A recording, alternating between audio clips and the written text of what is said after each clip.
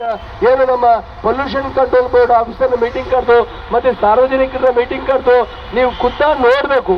ಇಲ್ಲ ಅಂದ್ರೆ ಅವ್ರು ರಿಪೋರ್ಟ್ ತಗೊಂಡು ಸುಮ್ಮನೆ ಆಗ್ಬಿಟ್ರೆ ಫ್ಯಾನ್ ಕಲಿ ಕೂತ್ಕೊಂಡು ಬಹಳ ಕಷ್ಟ ಆಗ್ತದೆ.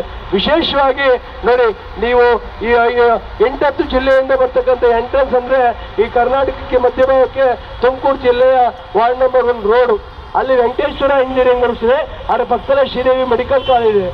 ಮೆಡಿಕಲ್ ಕಾಲೇಜಲ್ಲಿ ಈ ದೇಶದ ಮೂಲೆಯಿಂದ ಬರ್ತಕ್ಕಂಥ ಹೆಣ್ಮಕ್ಳು ಗಂಡು ಮಕ್ಕಳು ಓದ್ತಾರೆ. ಆದರೆ ಆ ಪುಣ್ಯಾತ್ಮ ರೋಡ್ಗೆ ಇದನ್ನ ಮಾಡ್ಬಿಟ್ಟಾನೆ, ವೇ ಬ್ರಿಡ್ಜ್ ಮಾಡ್ಬಿಟ್ಟಾನೆ. ವೇ ಬ್ರಿಡ್ಜ್ ಔಟ್ ಸೈಡಲ್ಲಿ ಮಾಡಿಲ್ಲ, ಸೆಟ್ ಬ್ಯಾಕ್ ಬಿಟ್ಟಿಲ್ಲ, ರೋಡ್ಗೆ ಅಟ್ಯಾಚ್ ಆಗಿ ಮಾಡ್ಬಿಟ್ಟಾನೆ.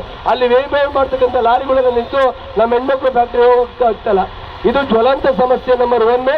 ಆ ಮರಳೆನಹಳ್ಳಿ ಕೆರೆ ಒಂದು. ಇನ್ನೊಂದು ತಮ್ಮ ಇಲಾಖೆಗಾರೆ ಒಂದು ಬಂದಿದೆ. ಅಲ್ಲಿ ನೋಡಿ, ಮರಳೆನಹಳ್ಳಿ ಅಂತ ಒಂದು ಹಳ್ಳಿ ಇದೆ, ಮರಳೆನಹಳ್ಳಿ ಮಜಿರೆ ಅಂತ. ತಾವೆಲ್ಲ ಬಂದು ನಮ್ಗೆ ಅನುಕೂಲ ಮಾಡಿಕೊಟ್ಟಿದ್ದೀರಾ. ಅಲ್ಲಿಂದ ನರ್ಸಾಪುರಕ್ಕೆ ರೋಡ್ ಇದೆ, ಅದ್ರ ಪಕ್ಕದಲ್ಲಿ ಗುಡ್ಲುಪಾಳ್ಯ ಅಂತ. ಆ ಗುಡ್ಲುಪಾಳ್ಯಕ್ಕೆ ರಸ್ತೆ ಇಲ್ಲ. ಅಲ್ಲಿ ತಿಗಣ ಜನಾಂಗ ಮತ್ತು ಲಿಂಗಾಯತ ಜನಾಂಗ ಇಬ್ರು ಜೂರ ಮಾಡ್ತಾರೆ. ಆದ್ರೆ ಒಬ್ಬ ಲ್ಯಾಂಡ್ ಕೊಂಡ್ಕೊಂಡ್ಬಿಟ್ಟು ಆ ರೋಡ್ ನಂದೆ ಅಂತ ಫೆನ್ಸಿಂಗ್ ಮಾಡ್ಬಿಟ್ಟು ಅದು ಮಾನ್ಯ ನಮ್ಮ ತಹಶೀಲ್ದಾರ್ ಮೇಡಮ್ ಬಂದು ಒಂದು ಕೋಡ್ ಸ್ಟೇಟರ್ ಬಿಟ್ಟರೆ ವಿ ಆರ್ ಹೆಲ್ಪ್ಲೆಸ್ ಅಂತ ಹೇಳ್ಬಿಟ್ರು. 35-40 ವರ್ಷಗಳ ಹಿಂದೆ ತಾಲೂಕ್ ಪಂಚಾಯತಿ, ಗ್ರಾಮ ಪಂಚಾಯತಿ ಮತ್ತೆ ಈಗಿನ ಕಾರ್ಪೊರೇಷನ್ 3 ಗ್ರ್ಯಾಂಟ್ ಆಗಿ ರಸ್ತೆ ಮಾಡಿದ್ನ ಅವ್ನು ನಂದು ಅಂತ ಫೆನ್ಸಿಂಗ್ ಮಾಡಿ ಕೋರ್ಟಲ್ಲಿ ಆದೇಶ ತಂದವನೇ. ತಾವು ಇದನ್ನ ಪ್ರಿಯಾರಿಟಿ ಮೇಲೆ ಯಾವ ತರ ಕಾನೂನಾತ್ಮಕವಾಗಿ ವಹಿಸಬೇಕು, ಯಾರಿಗೆ ಇದು ಮಾಡಬೇಕು ಅಂತ. ಅಲ್ಲಿ 70 ಮನೆ ಇದೆ, ಇರ್ರೆಸ್ಪೆಕ್ಟಿವ್ ಆಫ್ ಆಲ್ ಕ್ಯಾಸ್ಟ್. ಅಲ್ಲಿ ಜೀವನ ಮಾಡ್ತಾ ಇದ್ರೆ ಅವ್ರಿಗೆ ಓಡಕ್ ರಸ್ತೆ ಇಲ್ಲ, ಕುಡಿಯಕ್ ನೀರಿಲ್ಲ.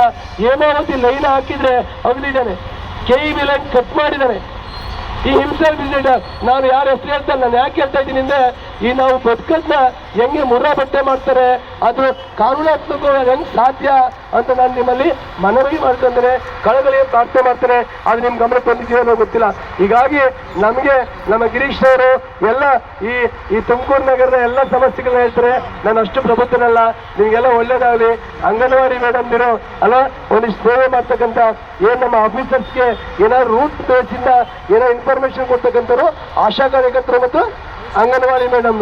ನಿಮ್ಮಿಂದನೇ ನೀವೇನೋ ಜವಾನ ಬಿಟ್ಟು ದಿವಾನತ್ರ ಹೋಗ್ಬೇಕು ಅಂತ ಇವೆಲ್ಲ ಹೆಣ್ಮಕ್ಳು ಹೆಣ್ಣುಗಳಾಗಿ ಆ ಮಕ್ಕಳ ತಾಯಂದ್ರನ್ನ ಸೂಚನೆ ಮಾಡ್ತಕ್ಕಂಥ ಸಾಮರ್ಥ್ಯ ಅವಕಾಶ ಬರಲಿ. ಯಾವುದೇ ಜಾತಿ ಪ್ರವರ್ಗ ಮಾಡದೆ ನೀವು ಸೇವೆ ಮಾಡೋದೊಂದೇ ನಿಮ್ಮ ಅಜೆಂಡಾ ಇಟ್ಕೊಂಡು ದುಡ್ಡು ಬಿಡಿ, ಕೊಡ್ತಾ ಸೇವೆ ಅನ್ಕೊಳ್ಳಿ, ನಿಮ್ಮ ಮಕ್ಕಳು ಸೇವೆ ಮಾಡ್ತೀವಿ ಅನ್ಕೊಳ್ಳಿ ಅಂತ ನಾನು ಈ ಮೂಲಕ ನಮ್ಮ ಅಪಾರ ಜಿಲ್ಲಾಧಿಕಾರಿ ಈ ಊರನ್ನ ಏನೋ ಇದು ನಮ್ಮ ರೈಸ್ ಮಿಲ್ ಗೋಳು ಮತ್ತೆ ರೋಡು ಮತ್ತೆ ಕೆರೆದು ಈ ಮೂರನ್ನ ಪ್ರಿಯಾರಿಟಿ ನಂಬರ್ 1 ಅಂತ ಅನ್ಕೊಂತ ಮತ್ತೊಮ್ಮೆ ತಮ್ಮೆಲ್ಲರ ಮುಖಾಂತರ ಕಳಕಳಿ ಪ್ರಾರ್ಥನೆ ಮಾಡಿದ್ರಿ. ನಮಸ್ಕಾರ.